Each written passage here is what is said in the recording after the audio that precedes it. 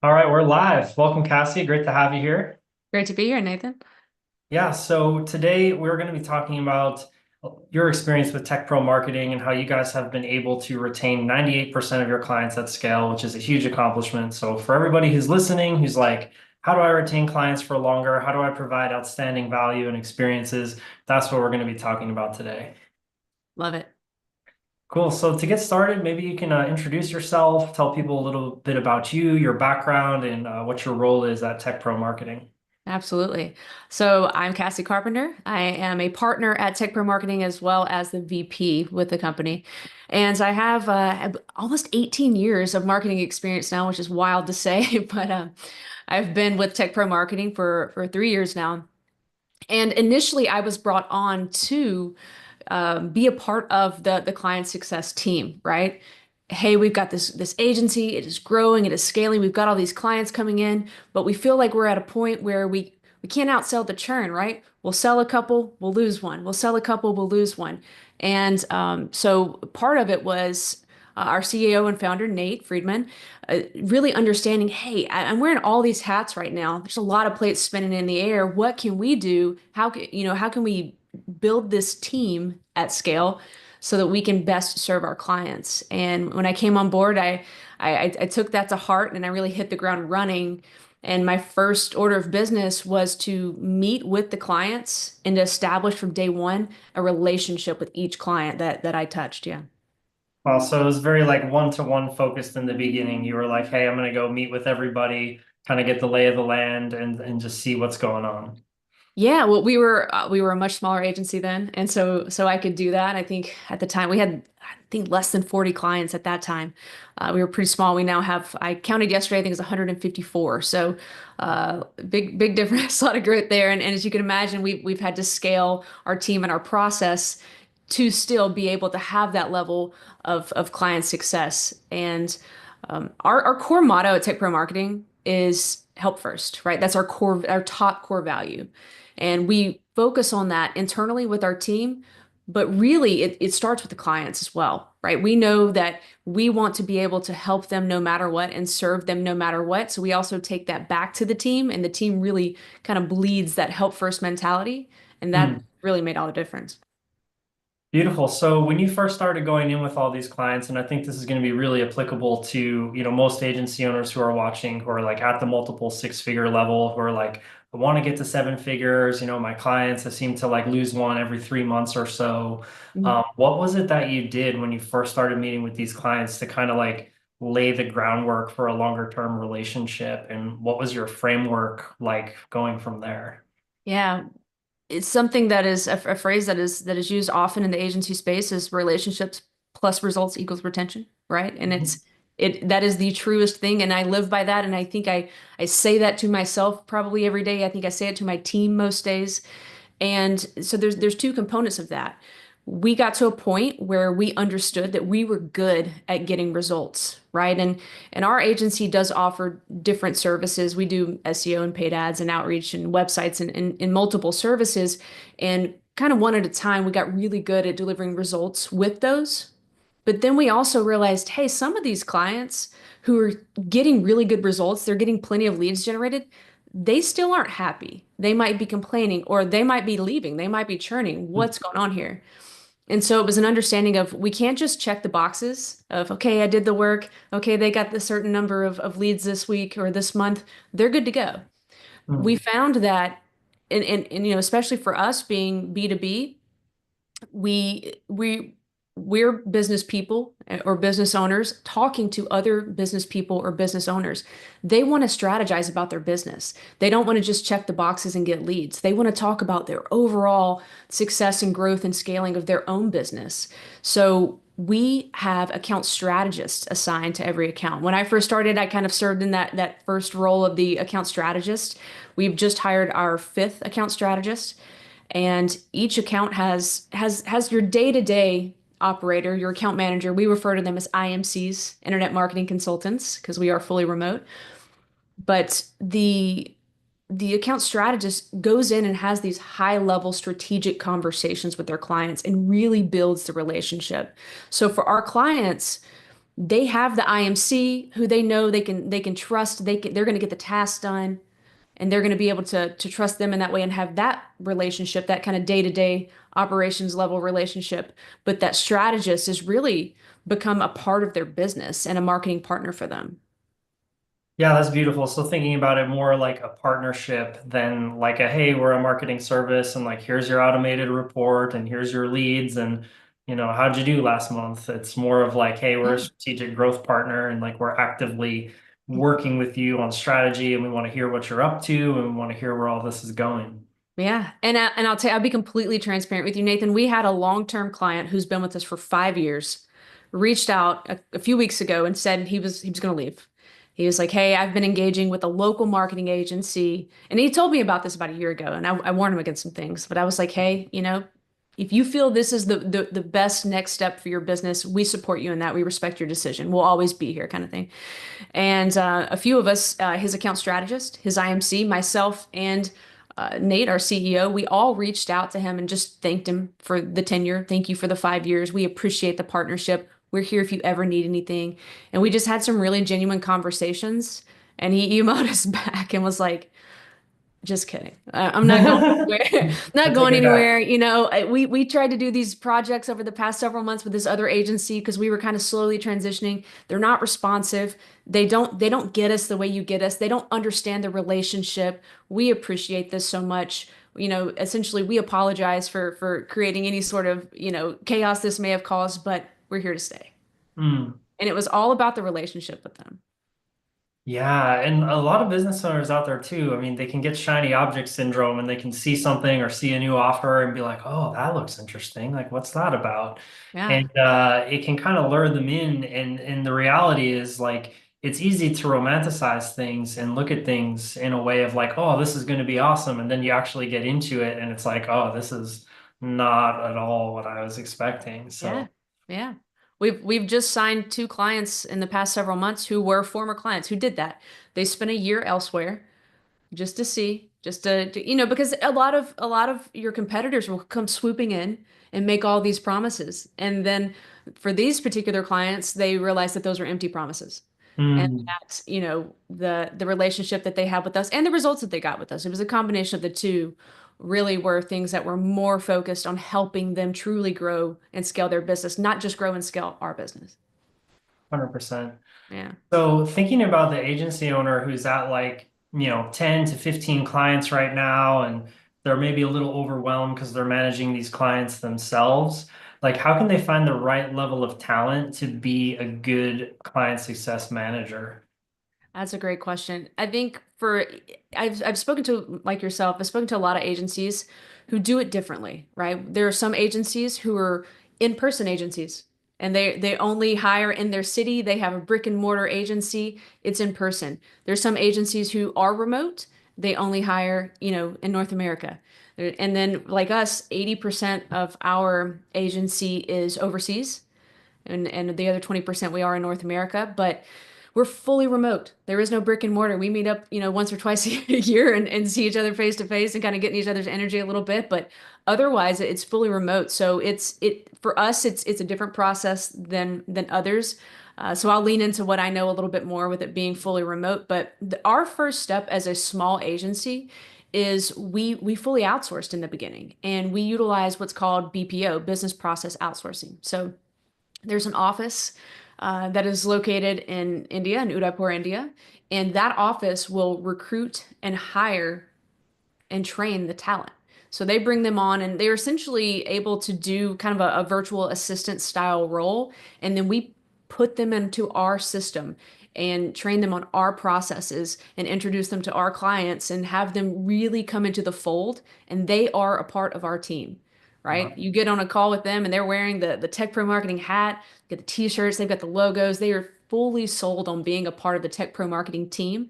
So it's understanding, having systems in place, being able to train them on your processes and how to do that, how to implement those, and then really bringing them into the fold and creating a culture where they are sold on you. Hmm.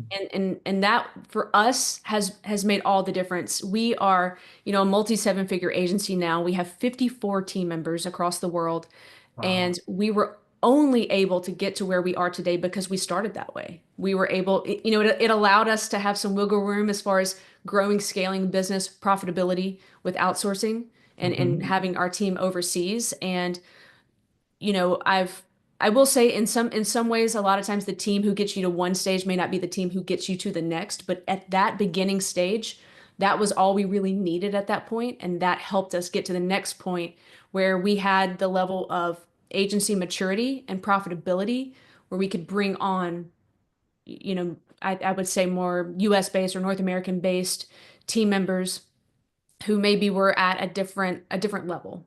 Hmm. And your clients were cool with working with overseas team like that? Yeah. Yeah, sometimes it's a conversation. We used to have it on our website. We kind of changed up our website several months ago, but we used to have a full team on there, and it would just say, "Here you go." But we get into the conversations on the sales side from day one, the initial conversation. We use that as a selling point, as an advantage. We're really excited about it. A lot of our team, they're really young. They're in their early 20s. Some of them are fresh out of college, and they're so eager to learn Mhm. about digital marketing. They're so excited our clients oftentimes are seven-figure business owners, right? And they're so excited to sit in front of them and show them, hey man, we got you leads. We're helping you grow your business. We're helping you Hmm. scale your business. Some of these guys, I got a message from one of my IMCs this morning who was like, hey, I built out this new process for our onboarding because he's had a lot of our legacy clients. He got to do some onboarding for the first time in several months recently. And he was like, I was taking notes during this whole onboarding process, and I want to go in and make these changes and tweaks to our onboarding process to make it even better, even smoother. So they are really taking ownership. And our Wow. clients see that because they're having those conversations with the clients as well. So they're like, okay, this is a preconceived notion that I've got in my head coming in. But then we go in and they begin to know, like, and trust our team, even if they are overseas. Amazing. So it kind of goes back to like hiring for attitude over hiring for skills. Like if you have people who are bought in, who love your Yes. process, who love your clients, and they have the capacity to learn, then that's going to be a home run for you guys. Absolutely. That's such a good point. Hiring for attitude over skills. We do that probably 90% of the time. Hmm.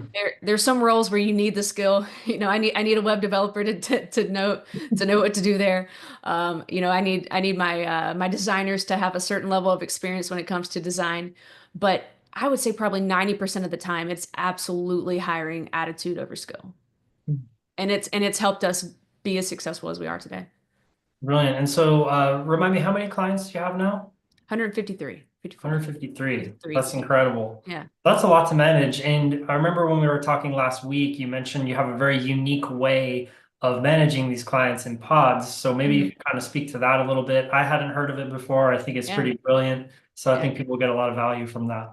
Yeah, we have about 100 clients right now who are what I would consider our traditional agency clients. So they come in, they have our full service package, right? They get website, SEO, paid ads, cold outreach, marketing requests, that type of thing. And now we have, a 50 something clients who are just website as a service type clients.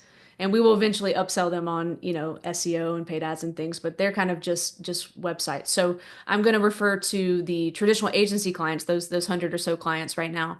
We place them into a pod system. So each pod has 20 of those clients. So right now we've got 5 pods of 20, right? 100 clients. And within that pod of 20, we've got an account strategist. So I mentioned earlier this high level marketing expert who is strategizing with these business owners, right? So we've got a strategist. Now a strategist has 2 pods. So a strategist is got 40 accounts, 40 Wow. business, and their whole job really is just to connect with the business owners and to make sure that the team understands the strategy they're implementing.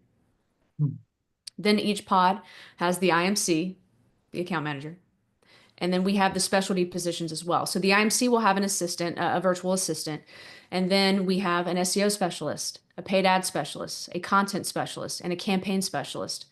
All of those people have a role within their 20 accounts where they are specializing in SEO or paid ads or outreach or whatever it is. And so each pod has that. And our goal is for that pod to run as its own little mini marketing agency. Hmm. So that account strategist and that IMC, they take pride in their pod. Their pods have names, they have themes, they have theme backgrounds, they have internal meetings, they have their little theme backgrounds, and they're competitive with the other pods. And that is their mini marketing agency. That's great. You have some friendly internal competition. Yeah, exactly. We have a lot of really cool Slack channels where they celebrate wins and they hype each other up. Yeah. Cool. So then within these pods, I mean, you have like a media buyer, for example, and they're managing like 20 accounts. Hmm. And Yeah. then I see, and then you have the IMC above all of them, and then the Yeah, strategist above that. So that's like coordinating the whole thing. exactly. And like I said, the strategist is really kind of that strategic level, that high level, and they're making sure that everyone understands just the overall strategy. They're also, our strategists are accountable for retention. So they are accountable for the retention, keeping the clients or losing the clients, right? Because they're the ones building that relationship. They're also pushing those IMCs, hey, let's keep it going. Let's make sure that we're on track with these clients. We're getting the results. And the IMC is really delegating the task to the rest of the pod. Okay, this client right now, we need to make sure that we've got these all of their SEO tasks, all of their Google Ads tasks, all of their email tasks, completed for the day, for the week, for the month. And then at the end of every month, we pull all of the information, all of the data, all the work we have done that month, and we create these really detailed monthly reports that we send out. So this week, we've been sending out our monthly reports for the month of January. So all of our clients are now seeing all the data, all the numbers, all the work that their team has done for them in the previous month. Beautiful. And in terms of measuring success, so, obviously the goal is outstanding client experience, outstanding results, and that leads to long-term retention. And in terms of measuring the success of the team, what kind of KPIs do you give them? How do you kind of ensure that they're set up for success and on track? With the strategist, it's about churn, right? We want them to have retention, or I guess I'll put the positive spin. It's about retention. We want them to have retention, and really the IMC as well. But it's also we know it's that we do have KPI, so everyone has a number, and we have a scorecard for that, and it differs based on the department. So within the pod, the SEO team member, the paid ads team member, they have the whole pod. They have 20. Our campaign specialists who are overseeing the outreach, LinkedIn and email, they only have about 5 or 6 clients a piece. So there's normally at least a couple of those campaign specialists in a pod. And so the numbers are going to vary um, depending on leads, depending on so but again, it's results and relationships. So they also get a number if they get complimented by a client, or if a client has a positive response. If they get a Google review for Tech Pro Marketing, or a client testimonial video for Tech Pro Marketing, that's a whole different number they get. They also get a bonus for that. Hmm. Yeah, yeah. So we highly encourage them to not to perform well, but again, it's also with the culture. We want them to be excited. We want them to be bought in. And that goes back to that attitude, right? We're hiring on attitudes. They kind of have that in them from day one, but you can imagine they get really excited when we show them the scorecard. Hey, like these are your numbers for this month. You went up by a point from last month, or you guys got a 5-star Google review for us this month. You guys getting bonuses. And they're super pumped Hmm. about that as well. Yeah, Yeah. that kind of gamifies and incentivizes things a little bit. Yeah. So yeah, just I guess to kind of refine that answer, we do have a scorecard and a scoring system that we use based on those things. But we don't it's not black and white. That scorecard's not necessarily black and white. There's a lot of variables with that. It's a little tricky to be able to put a number on all of that for us, just because we have so many different components of our program. If we just offered website and SEO, I think it would be a lot simpler to keep that scorecard. But there's a Hmm. lot of different components. And then we've also realized, just like talking about the client who came back, and we have other clients who've come back in the past year, understanding the nuances of that business and that relationship. And some clients want to have more FaceTime with you. I want to have more meetings. Some clients are like, I don't want any meetings, just get me leads. Hmm. So that would also be a bit of a different scoring system with that team member as well. Yeah, so it's not like a one size fits all type of Yeah. fulfillment solution. It's like you're tailoring it to the individual and what they want, and that helps too. You're not trying to squeeze them into your box of like, this is what we do and this is how we do things. Exactly. And that's another benefit of the pod system because, for example, in IMC, they just have those 20 accounts, those 20 clients they're focusing on. If I was trying to spread one IMC across the agency, oh, well, you're good at this, so we're going to dabble in this today and you're going to dabble in this tomorrow with these clients, we wouldn't be able to monitor that as well. Hmm. So if we're thinking about the agency owner in that like 10 to 50K a month range who's looking to, scale to seven, Hmm. what are some of like the mistakes that they should avoid in the Mm. early days when they're like managing clients and maybe things right now aren't so consistent and they're a little overwhelmed because they're Yeah. wearing so many hats and they're trying to maintain their clients and make sure fulfillment is good and then like hustle up marketing and sales at the same time. Like what would you suggest to that person of like, hey, these are the things to not do? I would say one thing to not do is don't take it all on yourself. So be open to hiring talent. That's the first thing. That's been the game changer. That's the only way we were able to scale, right? Is to bring on talent and hire for attitude and then coach them and build them on the skill. If they can't figure out the skill along the way, then no, they're not a good fit. So you definitely want to be able during the interview process to have an understanding of do they seem like they're going to be a fast learner? Are they going to be able to catch on? And then they also have this really great attitude. But I would say the first thing is you're only going to get so far doing it all on your own.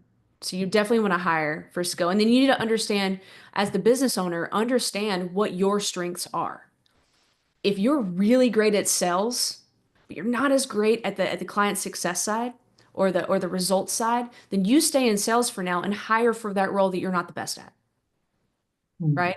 And also remember the things that are bringing you joy because as a solo business owner or as a small team, you're probably very overwhelmed at some times and stressed out, right? So don't cut out the things that bring you joy. I think a lot of times we see with the agency owners, they're coming in and they're like, "Well, I'm really good at sales and I'm going to teach them on this and then I'm going to go do this thing that we're struggling." And then they have no joy left in their business. Mm. So don't cut out the joy factor. Hire for talent. And then I would say too, one thing in the beginning when you're small, I'm not saying to take on every client, even if they're not a good fit. Definitely like niche down, find your niche, find a right fit client, but sometimes be willing to work with the clients, right? It goes back to that help first core value. Not everyone fits in a box. Not all clients fit in a box. And we have these clients who have come back or these clients who stayed with us for 5 years, 4 years, and a lot of them have become raving fans of us. And it's because we've been willing to bend a little when it was necessary. Yes, you want to have, processes in place for how you implement the tactics that you're going to implement for the services you offer and how you achieve those results. But when it comes to the relationship with them and when it comes to being a part of helping them grow their business, sometimes it's not black and white, right? And sometimes we have to be willing to help without the black and white agenda. Makes a lot of sense. And you touched on something that I think is really important, which is like having vision for the direction that you're going in, especially in the early days. And that includes what you actually want to do as the CEO and founder. Hmm. And so, we were both fans of EOS, you and I. I know we talked about Yes. that a little bit. And it's something I realized too, in my own coaching, where I've just added that as like my first growth lever is vision. Because like I find that a lot of people I start working with, it's easy to just jump in on the strategy. Hmm. But then it's like, well, where do we want to be like 3 years from now or 1 year from now? And like, what do you actually want to do? Because you're doing everything right now, you know? Yeah. So I think having that vision is key, and maybe you can speak a little bit to, how you one craft vision for your own business, and then two, how you kind of work with your clients on that vision too, because I think that's super important. It is. And, it kind of goes back to what I mentioned about joy. Usually, if you're a business owner, you you find joy in creating the vision. That's why you started the thing to begin with, right? So I know for us, the biggest lever of growth we ever pulled, and I might toot my own horn a little bit, was bringing on the integrator. So when our CEO and founder decided to, hey, okay, now it's time to really ramp things up. I really want to scale. I want to hit seven figures. You have this vision for the business, but I can't drive home this business solely on my own and being the full-time integrator. What do I do?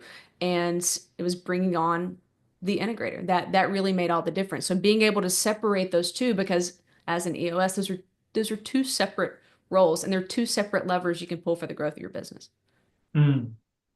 Yeah, and when it comes to like the CEO figuring out what it is that they actually want to do, I mean, one of my favorite authors is Robin Sharma. I don't know if you're familiar with his work. I don't think so. Oh, you got to get into it. It's Okay. so good. But one of his concepts is joy as a GPS. So it's like I that's love like that. your North Star, you know. Yeah. How cool is that? Okay. And in my own business, I have this practice now where like every 30 days I'm evaluating things. So it's like what is aligned, what isn't aligned, what feels good, what doesn't, and why. And so that those checkpoints help in terms of like steering you in the right direction because when you're in the day to day and you're in the weeds figuring stuff out and trying to scale, it can Mhm. be so easy to like lose yourself into thinking like, oh, I need to be doing this because this is the thing that I think is going to help me the most. And then you kind of build a business that you resent or you Yeah, you're don't going love. off over here. Yeah. Hmm. So yeah, any thoughts, feedback on that? That's such a good one. Yeah, you don't want to get in the weeds of that. If you're still if you're when you're starting out day one, right? You kind of have to be all. But you were talking about going to, you want to push to that seven figures when you're really trying to grow and scale the business. It's I would say nearly, if not completely impossible to be both, to be the visionary, to see the vision, and then also be the one who's implementing the things that are going to see it through. You're going to get lost in the weeds. You're going to get off track. You talk about joy being the GPS, and the GPS is non-existent at that point because you don't even who even knows where you're going to end up because there's going to be so many things thrown at you, right? When you're trying to get to that point where if you're the visionary and you're seeding the vision, you can guide it. And then you have your implementer, and then you have your team who you're delegating those tasks to, and they're able to help you achieve that growth and scale in your business through the processes that you've put in place. But if you're the one who is continuously implementing that, how do you ever even get back to that vision? Hmm. You're stuck on that one thing in the weeds instead of the overall 30,000 foot view, the big vision. 100%. So, when did you guys start implementing EOS? And for those who don't know, EOS is an entrepreneur operating system by Gino Wickman. If they haven't read the book, if you're listening to this and you haven't read Traction, would highly recommend reading Traction and Rocket Fuel if you want to get into the visionary integrator dynamic a little deeper. But yeah, when did you guys start implementing that and what kind of effect has it had? We Nate and I both had a background in EOS. So it was, I guess, loosely implemented in a sense before I came on board. It was like, okay, we know the structure of how we want to run an L10 meeting, but we didn't have the team for it. So it was like part of the vision was a vision to have EOS, right? And then I came from a background from a business and an agency where we had been implementing EOS again, kind of loosely. And I would say we implement EOS as an agency probably at about 90 to 95%, maybe not fully at 100%. We make some tweaks to it here and there just to kind of fit our culture and how we run the agency. But we've been implementing it for about 3 years now, I would say. And we have it. We use ClickUp as our internal project management system. Yep. And so Nice. I've got our org chart is in ClickUp. We run our L10 meetings out of ClickUp. We've got it all organized in there. Yeah. Brilliant.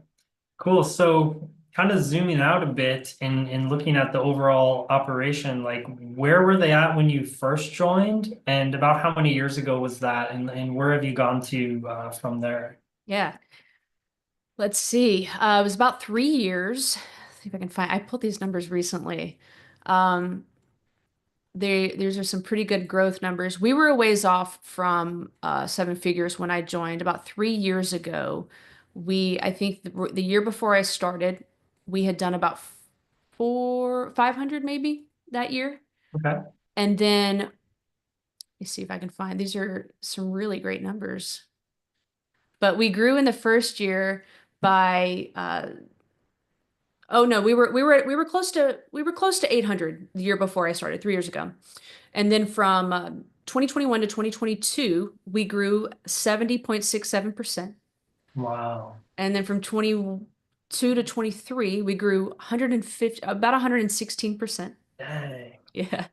And then this past year, We were going for 3.5 million. We didn't quite hit it just yet, but we're pushing there, and we're projected to have a pretty big year this year as well. So pretty, as you can say, I mean, over 70% growth, over 116% growth, and then consistent growth last year too. But again, that growth is not only tremendous growth, but the difference maker was understanding that the CEO, founder, business owner could not be the only person really, Mhm. integrating and implementing the vision that he had for the business. So biggest growth lever was like right people, right seats, finding the right talent. Absolutely. And it's understanding who your key players are, right? And for us, we've kind of gotten to where now not we're trying to always recruit, right? But not always be hiring. So we keep our eyes and ears open to know what talent is out there. And we've also kind of learned some lessons along the way with having right people, right seat. Sometimes that doesn't happen. You bring in someone, it's just they're the right person, they're really great, wrong seat, or vice versa. And we've had to let some people go, some people who maybe in the beginning, maybe 3 years ago, 2 years ago, were key players in helping us get to the next stage, but they just aren't the right person for this seat today to help us get to the next stage. Yeah, that can totally happen. I mean, that's happened to me personally. Like I helped the business double revenue and then to get to the next level, I just didn't feel like I was the right person anymore. It's like my talents and skills, like we got to 5 million. Now, I don't know, can I get you guys to 10? That's a whole different Very different. type of individual and Yeah. type of skill set. Yeah. So, what would you say were like the biggest obstacles or like problems that you had to solve for to see like this incredible year over year growth? Well, in the first year where I talked about having that over 70% growth, we did an acquisition at the end of that year. And so I think we put those numbers on the books in December. So they went for that year, and that's what got us to seven figures. We Hmm. were on the path. We would have been right at seven figures. We may have crossed the seven-figure mark without the acquisition, but that's what put us over. And so that was a huge part. And when we acquired our top competitor, we doubled in size overnight, not by team, but by clients, and it was chaos. Okay. Guaranteed. So oftentimes when you scale your business, and certainly when you do it rapidly, something's going to break. A lot broke. And we didn't have we probably didn't have enough team members at that time to really fulfill on the commitment that we had just made to these clients and doubling in size overnight. But again, it goes back to having that hiring for attitude. The team that we had was just so solid, and they rallied around this initiative, and they were excited about the growth. And we may have all of us, I think, put in extra hours and extra stress and maybe some gray hairs along the way, but we it took us several months. We came out on top. It took us a while to get our heads above water, but that was a big obstacle. How do we just overnight double in size and scale quickly? That was an obstacle. And then from that, it was like, okay, now how do we retain these clients? Right? We made these commitments to these Yeah. clients who some of whom had been with this other agency for years. And now they just kind of like showed up and you're like, hey, you're our clients Yeah. now. How do we retain them? So it was a new adventure with relationships and retention, right? They're Mhm. used to the marketing system. They're used to a lot of what we were doing, but this is a whole different team, a whole different company in their mind. And so that was certainly a different challenge, but it was still, you can still kind of generalize these challenges in if an agency has rapid growth, no matter what the source of that rapid growth is. It's again having that team that we mostly hired for attitude was such a difference maker. And then having systems and processes in place. So before we did that, we had transitioned from teamwork to ClickUp. So just our internal project management, the way we had aligned our systems for to follow EOS, we put that in there. And then just having SOPs, like just clear, clean cut SOPs for every department, every, onboarding processes, whatever it is. And that way, whenever we had this influx of new clients, our team could just go plug into the system. We know exactly what to do. We're going to follow these processes. And if we didn't have that beforehand, I don't know that we would have made it out. Mhm. Yeah. Yeah, yeah. Your frameworks, your SOPs, Made saving all the grace. difference. Yeah. Yeah, and you touched on something that's important too, which is kind of like pushing the edge until things break. And it's kind of this concept of like failing faster. Yeah. So there was one startup that I worked with, helped them go to like 0 to 60K a month in a year in the coaching niche. And they were venture backed. So I'd meet with like the operations guy, and he would be like, dude, like you're not failing enough. Like things aren't breaking enough. That means that like we're not moving fast enough. Okay. And I'm like, dang, okay, that's a good frame. Like I'm a little more cautious and like, okay, like, let's make sure that this is dialed and make sure this is dialed. But he's like, no, dude, like you gotta like break stuff and see what the limit is of like where it can go. Otherwise, you're not doing enough to grow the business. So it's kind Yeah. of like this reframe of like failure as a learning opportunity and like a signal that like you're on the path to success if you just fail enough times. I love that. I love that concept. That's true too. I would say just for our agency, just from a visionary perspective, there's a lot of ready, fire, aim. And Yeah, so, yeah, you know, visionaries. you're kind of building the plane on the way down.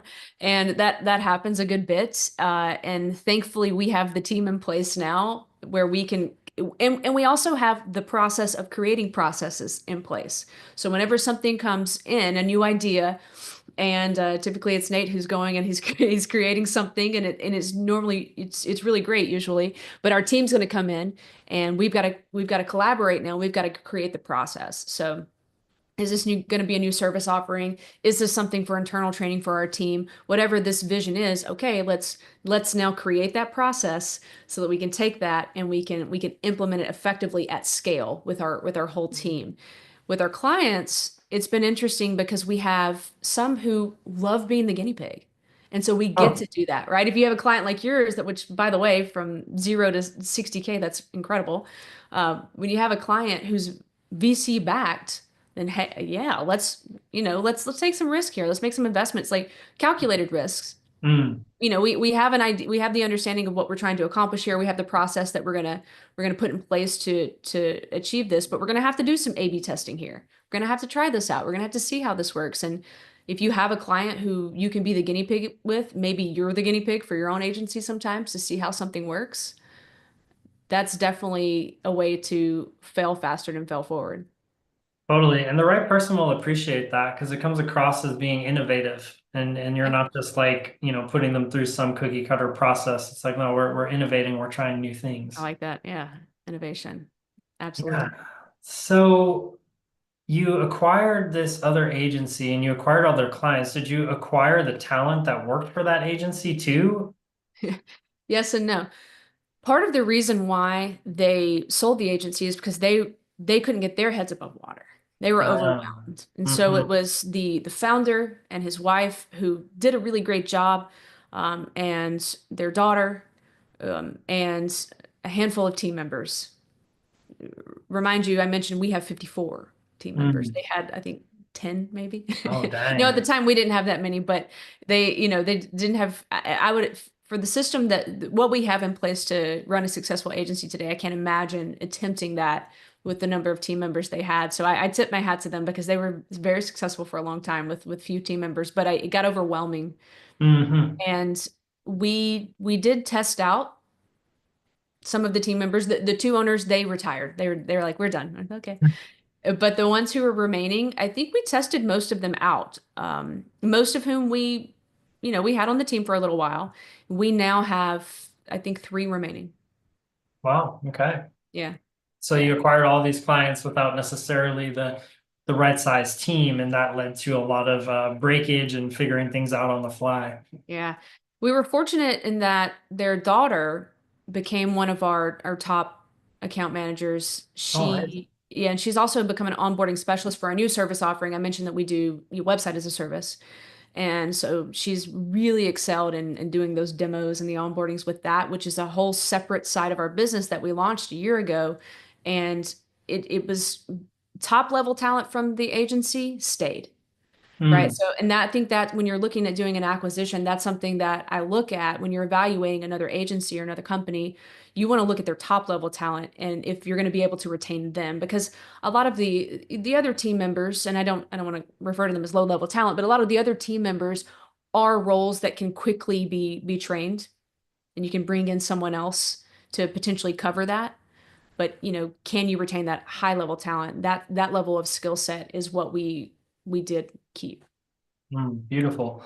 Yeah. So, I mean, outside of acquiring that agency, what were some other roadblocks? Were you like, we got to figure out our lead gen, or we got to dial in our sales process, or like we need to, fix fulfillment? Were there any other kind of blockages in the flow? Sure. Well, just last year, we had good retention. Like I said, we had great retention last year. I think we were at 2.2% churn. That's amazing. And yeah, yeah. Elite level. I'll wear that. I'll wear that badge of honor. That was, yeah, hard fought. But one of the things we did in order to help create more retention, we have never offered annual agreements. We always did month-to-month agreements. And for the year of 2024, for the first time, we began offering annual agreements. And we also did a paid discovery process. So our traditional sales process is we do a 15-minute fit call, we do an hour-long strategy call, proposal on that call, hopefully sign them there. Last year, we did the paid discovery, and we would spend 3 to 4 weeks with them. We'd meet for an hour a week for 3 to 4 weeks and really get to know the business. So we would start by doing a discovery call. We would use the lean canvas strategy and do a discovery call. The second call, we would dive deep and get data. We would look at their inbound marketing strategy and see what their visibility is, right? Get to look at that. And then we would kind of dig deeper on the third call. And then we would do a proposal either on the third or fourth call.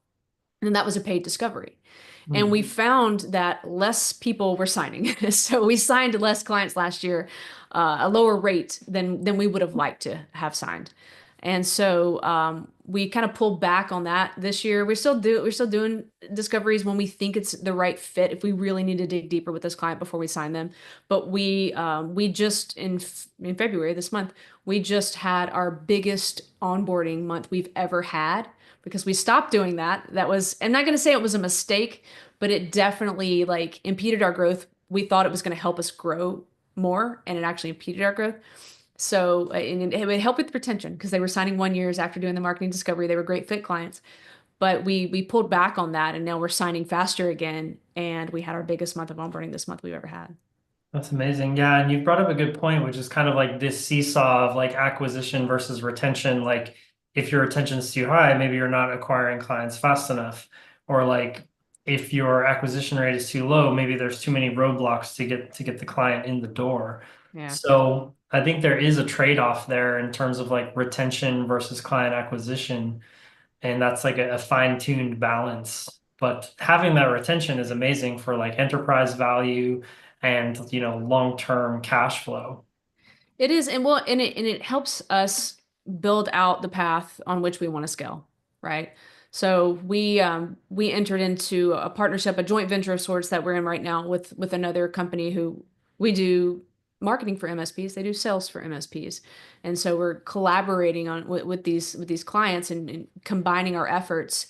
And the level that we're going to be able to scale doing that, I wouldn't have been able to, I don't think, to envision and build that out the same way had I not had the confidence that I have in our level of retention that we already have. So Mm. we can also, that level of retention allows me to also go out and recruit and hire ahead of time. I can hire earlier and better prepare and train my team who's going to come in and take over these new clients because we're going to be getting a lot more, a lot faster. Yeah, so you have more predictability in the fulfillment load and like what Yeah, it would take to actually handle it. absolutely. Yeah. Wow, that's brilliant. Well, kind of winding things down here a little bit. Again, focusing on that agency owner who's like 10 to 50K a month right now, who's, doing their best to scale to attract more clients and retain them longer and provide excellent service. Like, what are your top three pieces of advice that you would give that person? Have the confidence in yourself. So this is going to sound interesting. Have the confidence in yourself to take a step back. So trust yourself enough to hire the right person, to train the right person, and then take a step back, right? Mm. Become the visionary, allow them to implement, allow the integrator to be the integrator. So definitely my top bit of advice is always bring on the integrator if you want to get to 7 figures. That's the top one. The second one is understanding relationships plus results equal retention, right? Mm. And understanding your clients. So whether it's if you're still client facing or you have an account manager or whoever it is, having a finger on the pulse of that client and that company, which is more important to them, and then learning how to balance the two with each client. Mm. Yeah. And I would say the third bit is what we talked about before, attitude, right? So hire for attitude. Understand if they have this, if they have the potential to have the skill set or if they have the skill set, if they're a fast learner. But I truly believe we've been able to scale to the level we are today because of hiring for attitude. Beautiful. Yeah. Yeah, and you said something in that first bit there that I think is so relevant, which is like being able to let go and trust other people inside of your business. And there's one client I can think of right now who has had a really hard time with hiring and trusting people to do a good job. And they have all this fear around like, what if this happens or what if that happens? And And it it can might be, happen. it It might. might, yeah. I mean, so usually in that case, I just have them follow the fear. I'm like, okay, so what if this person like posts something dumb on your Facebook account and then like steals your credit card? Like, what would you do? You're like, let's follow that to the Yeah. end. Like, what would really happen? Yeah. I'll tell you something we did earlier on before, because 2024 was our year of going pro or tech pro marketing, right? We're going pro. Now we're operating as a pro in 2025. But before that, in our client agreements, we had a section that said we're not perfect because we Mm. knew the level of talent we had. It doesn't mean that we weren't good at what we did, but we were only human and we had some team members who were kind of known for making errors and we just couldn't necessarily micromanage and monitor them all the time, but they were still getting the job done. They still had the relationship with the client. We don't really allow that as much anymore because we went pro, right? But maybe it's even, hey, if you're going to be scaling your team, put that in your agreement. We're not perfect. We're always going to do our best to help first, to help you succeed, to help you grow and scale your business. We might make some mistakes along the way, but let them know ahead of time. And understand too, if you're the agency owner and you're the CEO and you're the founder, the things that you can do at 100%, you're going to be hard pressed to find someone who can do that at 100%. But if they can do it at 80, that's really great. Funny you brought that up because my mentor just told me the same thing. Like, I just hired a VA that I'm training on prospecting right now. And he was like, 80% by somebody else is better than 100% done by you. Absolutely. So trying to get that person to that 80% benchmark where it's like accuracy is good enough. I don't have to think about it. I don't have to worry about it, and it's automated. Bingo. Cool. Well, it's been amazing having you on. I'm so glad we could have this conversation. Is there anything else that you want to say in closing to our listeners out there? Yeah, well, thank you for having me. This has been really great. I think anytime where you can have a community of people who are passionate about the same thing, I would say dive into that as much as you can. So, Nathan, I appreciate you having me on, but also creating a community for people in the agency space, right, to come together and be able to have these conversations. 100%. Yeah, we're just getting started. So excited to see where it goes from here. It's only the Yeah, beginning. so cool. All right, Cassie. All Thank you right. so much. Thank you.